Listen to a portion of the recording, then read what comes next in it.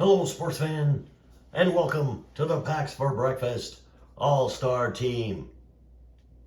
Up the middle, that's where we're going. Shortstops, second baseman, that's what we're doing. We'll have our third baseman, first baseman tomorrow, and then the outfields, they'll be on Friday. So, right now we're talking about our second basemans and our shortstops. We talked about the catchers, talked about the pitchers so far.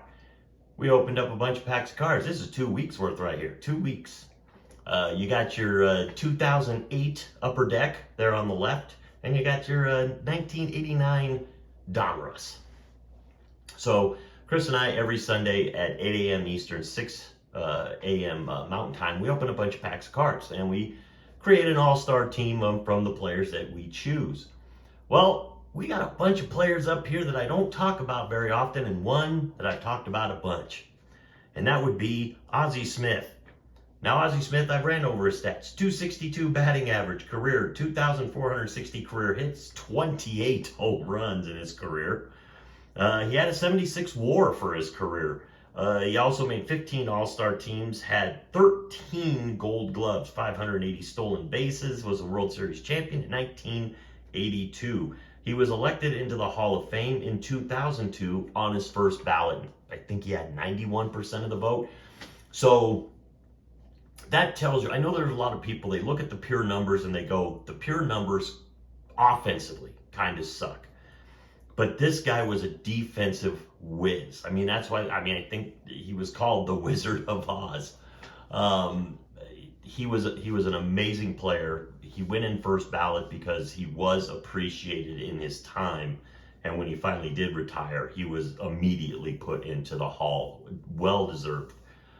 Still one of the best shortstops to ever play the game. Not one of the best hitting shortstops. Those guys came later with A-Rod and Jeter and guys like that could really club it or actually hit the ball pretty well and still field their position. Barry Larkin, guys like that.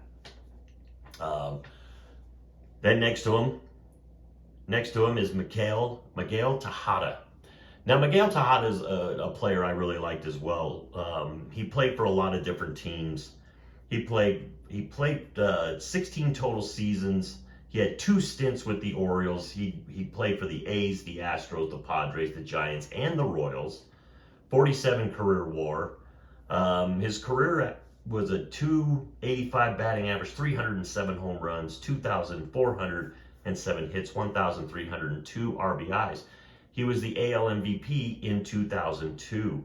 The same year that Ozzie Smith got voted into the Hall of Fame, Miguel Tejada was the shortstop that won the MVP.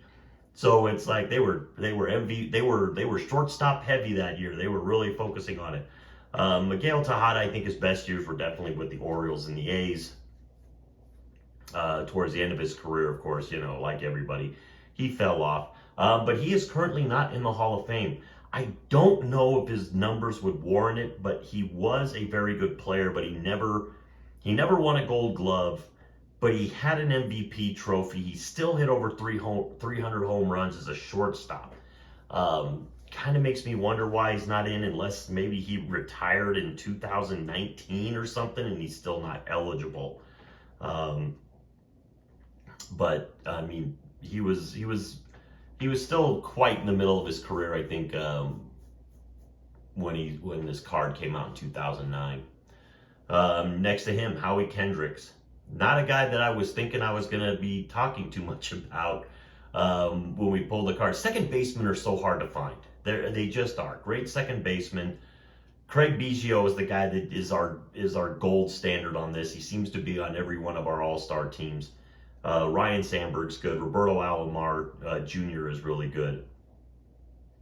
But Howie Kendrick, he did have 127 career home runs, batted .294 for his career with 724 home runs.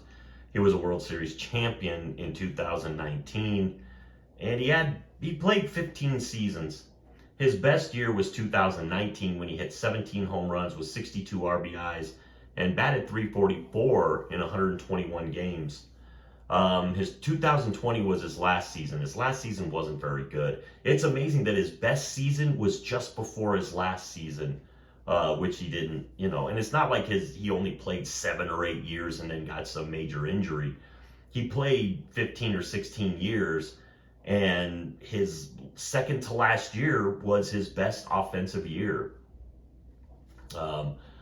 So that, I don't know how many more times Howie Kendrick will get put up here, but it was good to talk about him. Now you're going to see the guy on the far right. The far right is the one that you're probably going, why would you put Tim Tuffle on this team? Why would you do it? You picked a Roberto. If you were watching on Sunday, we picked a Roberto Alomar. Roberto Alomar probably should have been there. But we put Tim Tuffle as our 1989 fan voted in. It's like second baseman. So, Tim Tuffle played 11 seasons. Played most of them. He played 6 of them with the Mets. Played 3 with the Padres. 3 with the Twins. He had a .254 career batting average. 86 home runs. More than Ozzie Smith. It's like 379 career RBIs. Not more than Ozzie Smith. He was on the 1986 Mets team that won the World Championship. Here's the thing, we're never going to probably talk about Tim Tuffle again, so I'm going to give you even more stats from Tim Tuffle. 23 career stolen bases, 789 career hits, 185 doubles, 12 triples, 387 walks, more walks than RBIs.